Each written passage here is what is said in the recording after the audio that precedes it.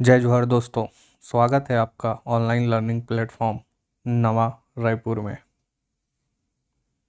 आज हम लेके आए हैं एक नई सीरीज़ जो कि है बाल मनोविज्ञान।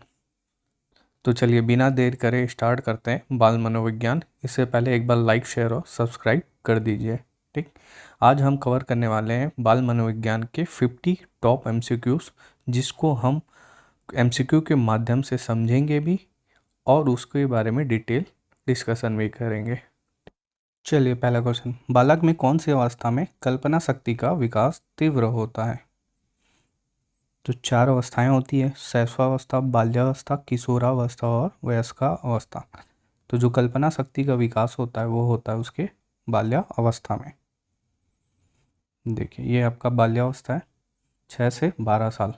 इस एज में बच्चा जो होता है उसकी कल्पना शक्ति का विकास सबसे तेज गति से होता है। जो शैशवावस्था है वो है जन्म से लेके 6 साल तक, किशोरावस्था उसका 12 से 18 साल, और जो वयस्का या प्रौढ़ अवस्था है वो कहते हैं आपका 18 साल। कुछ नहीं करना है, 6 का पहाड़ा पढ़ लेना, 6 दूनी 12, 18 और फिर 18 से अधिक। नेक्स्ट क्वेश्चन, बालक में सामाजिक कौशलों का विकास किसके द्वारा होता है? तो परिवार के द्वारा होता है, विद्यालय, साथी, सबके द्वारा सामाजिक कौशल का विकास होता है। तो इसका आंसर हो जाएगा उपरोक्त सभी। फ्रायड के अनुसार बालक की मानसिक संरचना के कौन से हिस्से में नैतिकता का विकास होता है? तो फ्रायड जी ने बालक की मानसिक संरचना के 3 स्तर बताए हैं: एक आईडी, ईगो और सुपर ईगो, जिसे हिंदी में कहते हैं इदम, अहम और पराम। इसमें से जो नैतिकता का विकास होता है वह उसके सुपर ईगो स्टेज पे होता है। ठीक, इदम के अंतर्गत क्या क्या आता है? इदम के अंतर्गत आता है जैसे कि उसकी मूलभूत आवश्यकताएं, नीड, डिज़ायर, उसके आनंद, खुशी, ये सारी चीज़ें होती है वो उसका इदम के अंतर्गत आती है। वहीं पराम के अंतर्गत आती है उसके नैतिकता, आदर्श, उसकी मान्यता, ठीक, ये सब कुछ आता है पराम के अंतर्गत। और इन दोनों के बीच जो वो फील कर रहा होता है एक शक्ति, है ना, उसे हम कहते हैं अहम। अहम मतलब अहंकार। ठीक, आपने सुना होगा अहम ब्रह्मास्मि। इसका अर्थ क्या है कि उसकी जो डिज़ायर है वो चाहता है कि मैं ही ब्रह्म बन जाऊं। तो उसकी ये डिज़ायर है, लेकिन आदर्श ये है कि ब्रह्म केवल एक है। तो वह अपने डिज़ायर और आदर्श के बीच में कहीं जो शक्ति फील कर रहा होता है उसे ही वही क्या है, उसका अहम मतलब अहंकार है। ये इसका ईगो है। ठीक, चलिए नेक्स्ट क्वेश्चन में, किस अवस्था में बच्चों में आत्मनिरीक्षण, सेल्फ रिफ्लेक्शन की क्षमता विकसित होती है? तो ये है आपका किशोरा अवस्था। जो सेल्फ आत्मनिरीक्षण वो कर पाता है आपके किशोरा अवस्था में। किशोरा अवस्था होती है आपकी 12 से 18 साल में।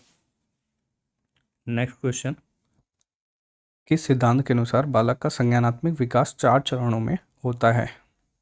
तो संज्ञानात्मक विकास का सिद्धांत दिए थे आपके पियाजे जी। इनके अनुसार जो संज्ञानात्मक विकास है वो 4 चरणों में होता है। वो 4 चरण देखते हैं। वो 4 चरण आपके, एक तो संवेदी मोटर संज्ञान, दूसरा है पूर्व संक्रियात्मक,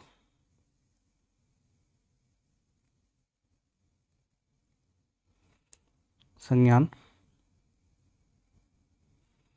और फिर आपका मूर्त संक्रियात्मक संज्ञान, और है आपका अमूर्त संक्रियात्मक संज्ञान। ठीक, जो मूर्त है इसे हम कहते हैं ठोस परिचालन भी कहते हैं। और जो अमूर्त है इसे हम औपचारिक परिचालन भी कहते हैं। औपचारिक परिचालन,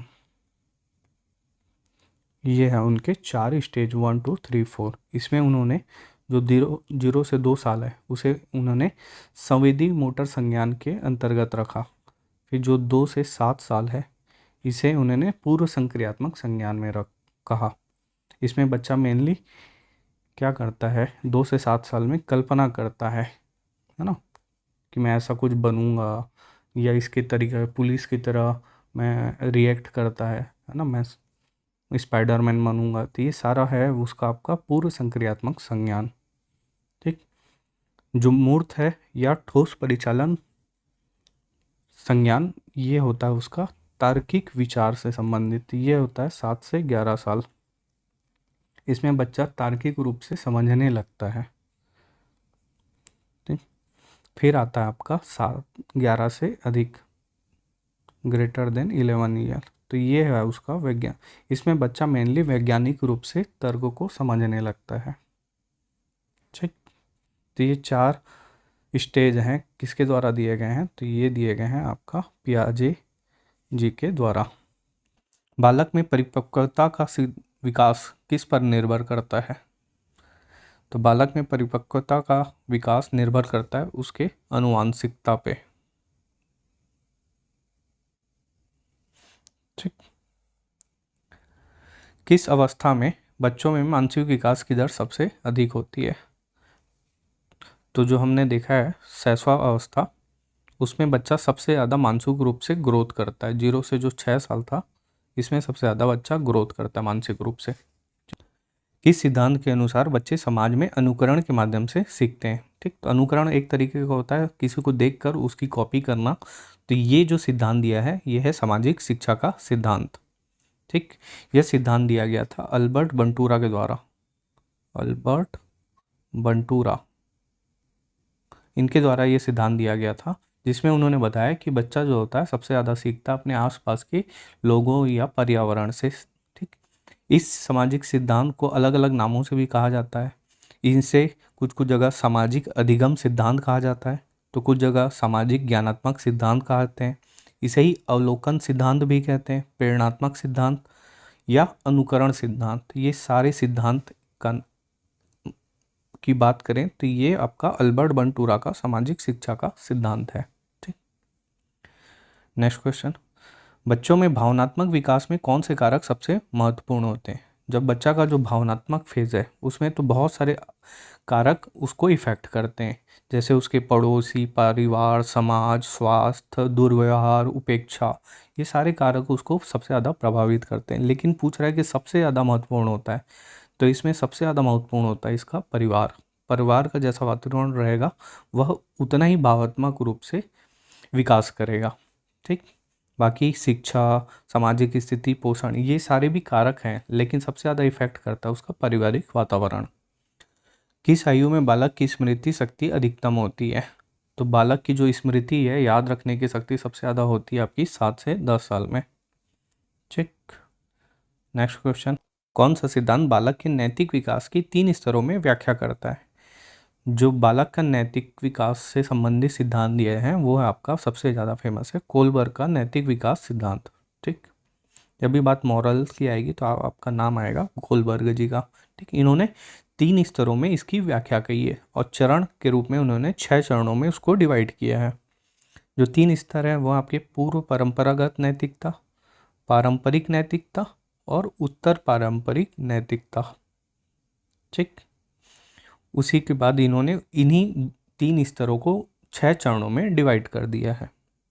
ठीक। चलिए नेक्स्ट क्वेश्चन, बालक में संघर्ष का सामने करने की क्षमता किस आयु में विकसित होती है। जब आदमी बालक जो होता है संघर्ष मतलब किसी चीज़ पे अपोज करता है तो ये आता है आपका किशोरावस्था में। तो हमने देखा है किशोरावस्था होती है आपकी 12 से 18 साल, है ना। चलिए नेक्स्ट क्वेश्चन, बालक में आत्मनियंत्रण की क्षमता का विकास किसके द्वारा होता है। तो बालक में आत्मनियंत्रण की क्षमता का विकास होता है उपरोक्त सभी के द्वारा। चलिए नेक्स्ट क्वेश्चन, किस सिद्धांत के अनुसार बालक का भाषा विज्ञान उसके सामाजिक अनुभवों पर निर्भर करता है। तो ये निर्भर करता है आपके वायोस्की का सामाजिक सांस्कृतिक सिद्धांत पे। ठीक, वायोस्की एक रूसी शिक्षा शास्त्री थे, उनके द्वारा दिया गया है ये सिद्धांत। इस सिद्धांत में मेनली उन्होंने 3 चीज़ें कही है। SCL, South Indian Coal Limited करके याद रख सकते हैं। S फॉर सोशल इंटरेक्शन, सामाजिक अंतःकरण, इंट्रैक्शन। ठीक, C हो जाएगा आपका कल्चर, संस्कृति, और L हो जाएगा उसकी लैंग्वेज या भाषा। तो जब भी लैंग्वेज, कल्चर या सोशल इंटरेक्शन से संबंधित आएगा तो ये आएंगे आपके वायोस्की का सामाजिक सांस्कृतिक सिद्धांत। ठीक, नेक्स्ट क्वेश्चन, बच्चों में खेल के माध्यम से कौन से गुण विकसित होते हैं? तो बच्चे में खेल खेलेंगे तो सहयोग आएगा, नेतृत्व भी आ जाएगा, नेतृत्व निर्णय लेने की क्षमता आ जाएगी, तो इन शॉर्ट सब आ जाएगा। चलिए नेक्स्ट क्वेश्चन में, कौन सी अवस्था में बालक में संज्ञानात्मक विस्मय, कॉग्निटिव डिसोनेंस की स्थिति उत्पन्न होती है? ठीक, कॉग्निटिव डिसोनेंस मतलब बच्चा संशय करने लगता है किसी चीज़ को लेके, तो ये अवस्था है उसकी किशोरा अवस्था।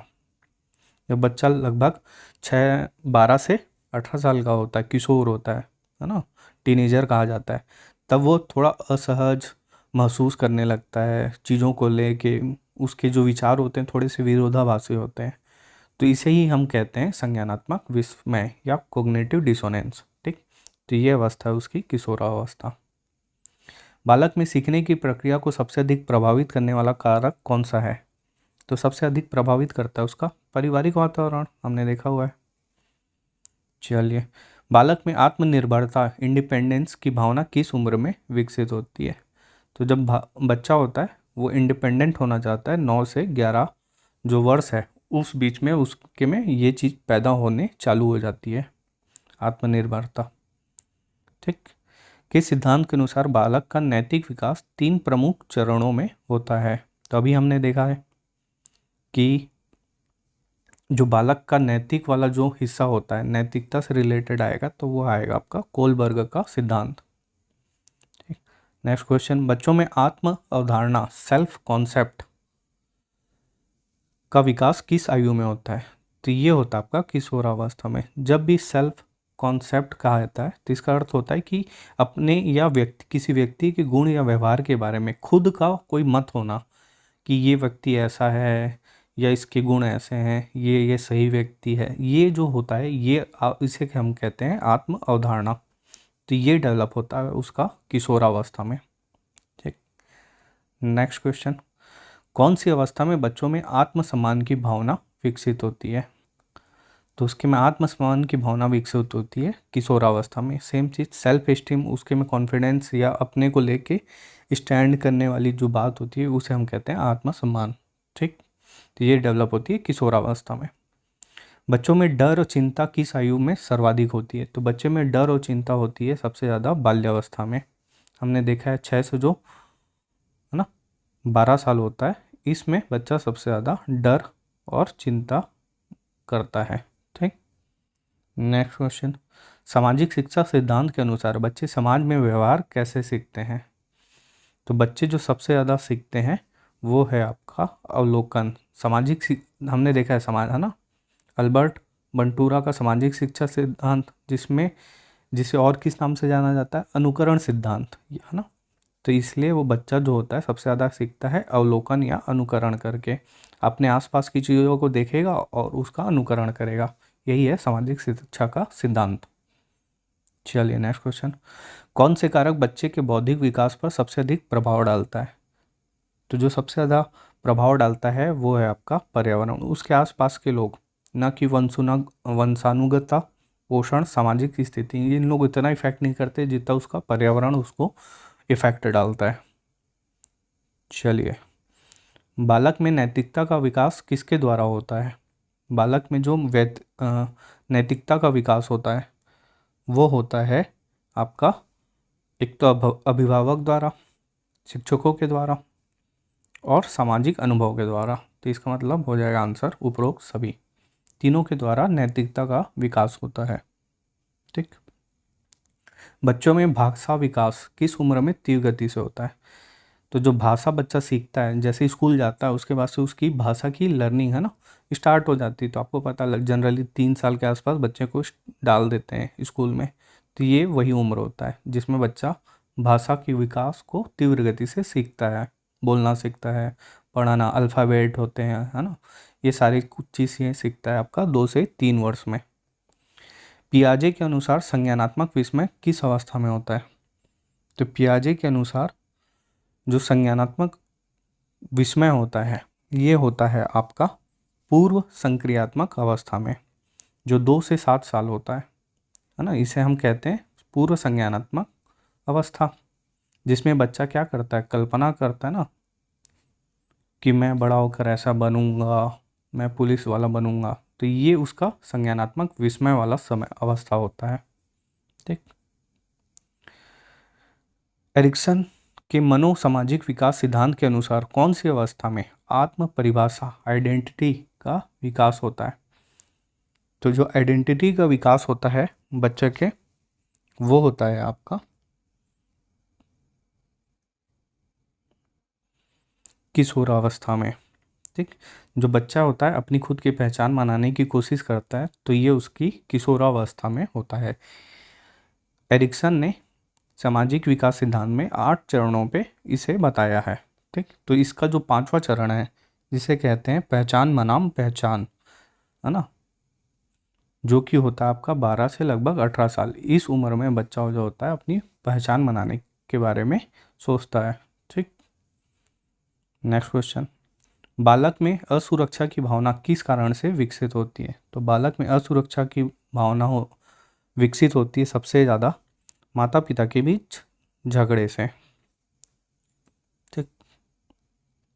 किस अवस्था में बच्चे में स्थायी दोस्ती का विकास होता है? तो स्थायी दोस्ती बनती है उसकी किशोर अवस्था, टीनेजर्स में। ठीक।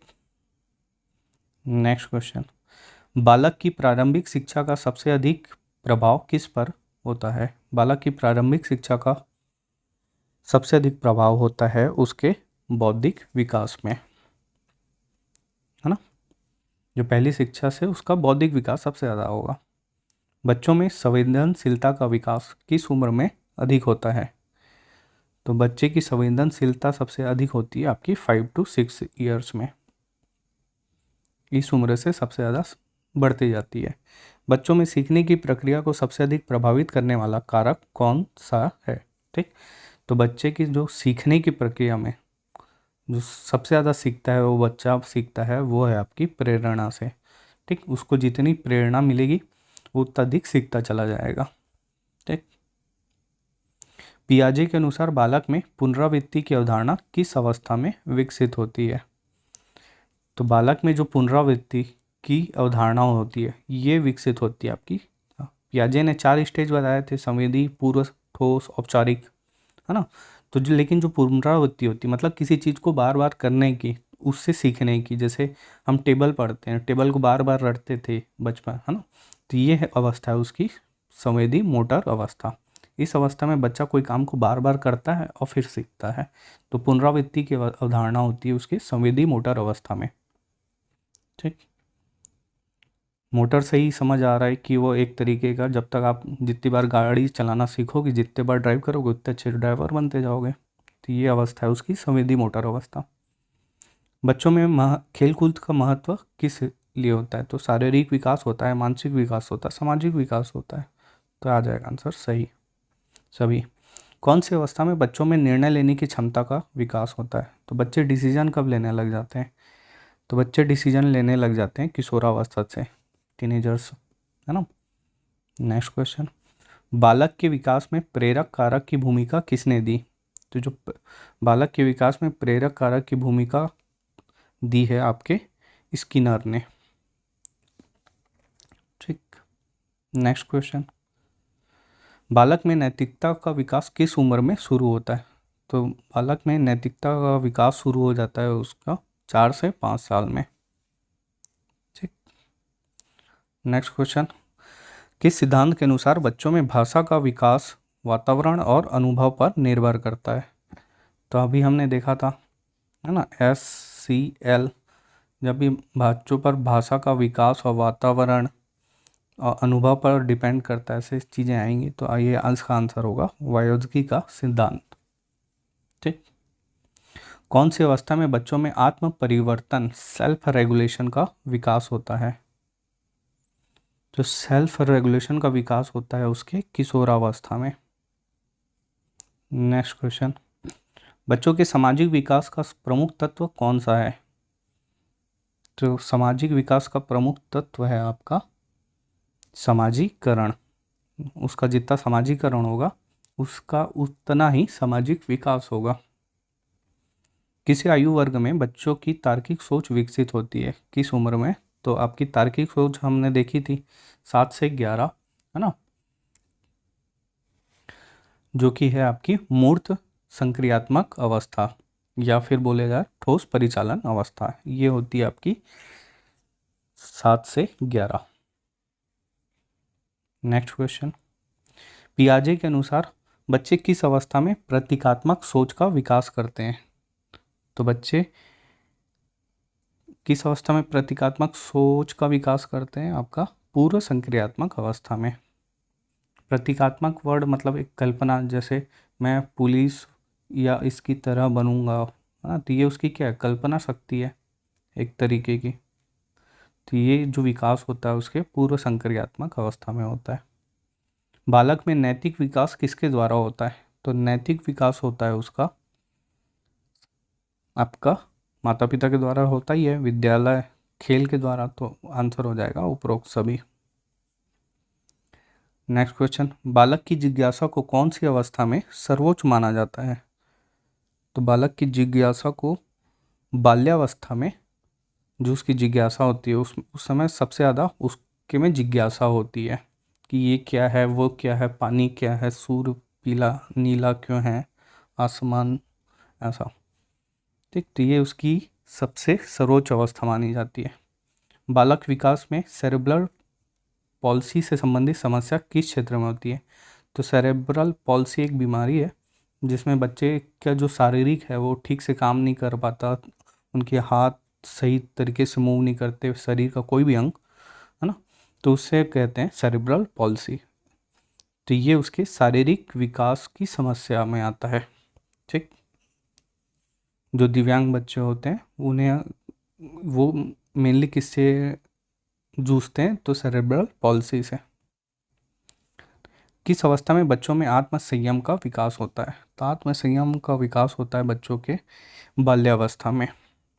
इस समय वो थोड़ा थोड़ा अपने ऊपर आत्म संयम रखना शुरुआत होती है उनकी। किस सिद्धांत के अनुसार बालक का सामाजिक विकास उसके वातावरण पर निर्भर करता है?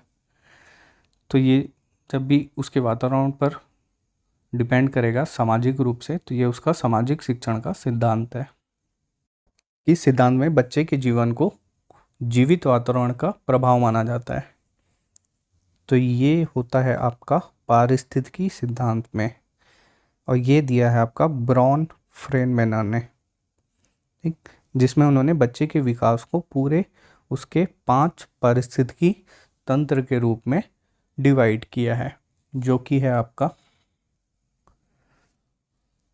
लघुमंडल, मध्यमंडल, बाह्यमंडल, वृहद मंडल और घटक मंडल।